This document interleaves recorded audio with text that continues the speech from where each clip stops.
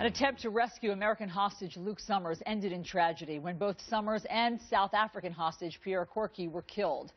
Their captors, they were killed by their captors, I should say, just as Navy SEALs got close to getting them. Defense Secretary Chuck Hagel called the raid, quote, necessary, believing that Summers' life was in imminent danger. Was there any other strategy that could have worked? Let's bring in Gregory Johnsen. He's the author of The Last Refuge, Yemen, Al-Qaeda, and America's War in Arabia, and a contributor to BuzzFeed as well. Gregory, great to see you this morning.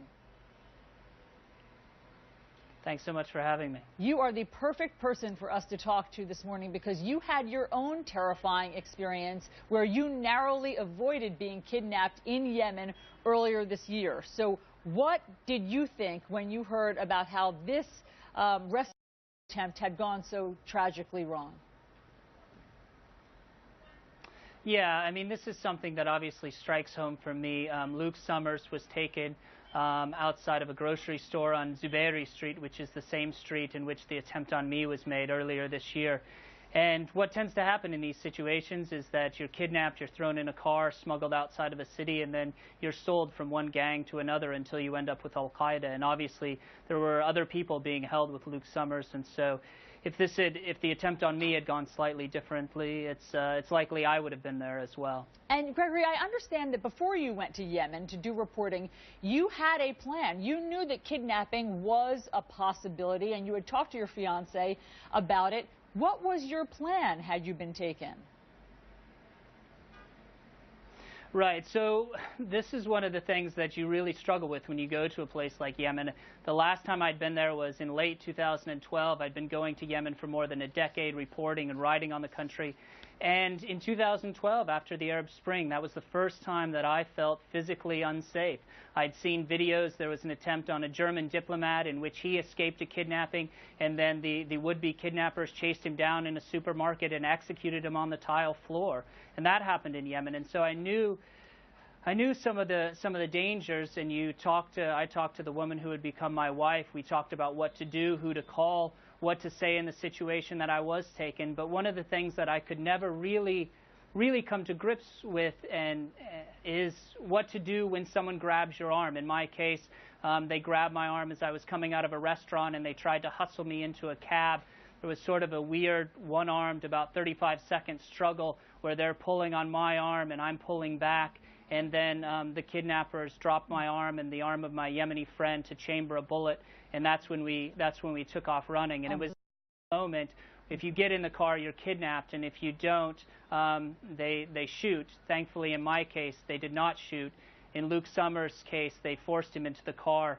And then, obviously, it ended very, very tragically this weekend. And, of course, you know there's this ongoing debate about what the U.S. should do when an American is taken hostage. And the policy has been that you don't negotiate with terrorists, and you certainly don't pay ransom for terrorists. But today, Luke Summers' family feels as though the American strategy was wrong. Here's the statement that they put out after this botched capture attempt. They said, "We are sure Luke would have given support to the ongoing discussions to secure his release in Yemen rather than the conflict approach. There had been threats before that had not been carried out. Michael, Luke's father, was quite angry because if there had not been a rescue attempt, he would still be alive." Of course, it's impossible to know that, but do you think the U.S. should rethink their strategy in terms of negotiating with the captors? Well, certainly your heart goes out to Luke Summers' family, who's dealing with the loss of a son and a brother. It's a situation that is difficult, I think, for any of us to contemplate. The U.S. is in a difficult situation, so the countries like the United States, South Africa, Britain don't pay ransoms for their hostages, but other European countries do. And so what happens is that you tend to be divided up by your nationalities. We've seen this in Syria and Iraq. We're now seeing this in Yemen. The question that I have is there were actually two raids to free Luke Summers, one on November 25th and then this last one over the weekend. I have a lot of questions about why the raid on November 25th took place. There had been nothing that had been heard from Luke Summers for more than 14 months. Obviously, I'm not privy to any back-channel negotiations.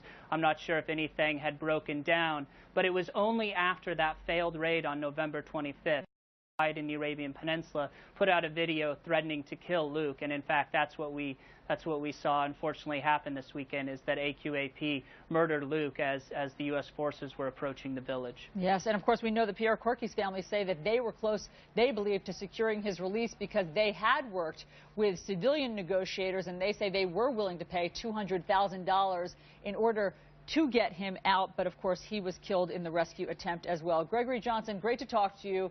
It's so great to get your personal experience and expertise.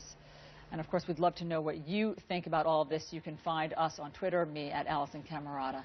Let's go over to Chris.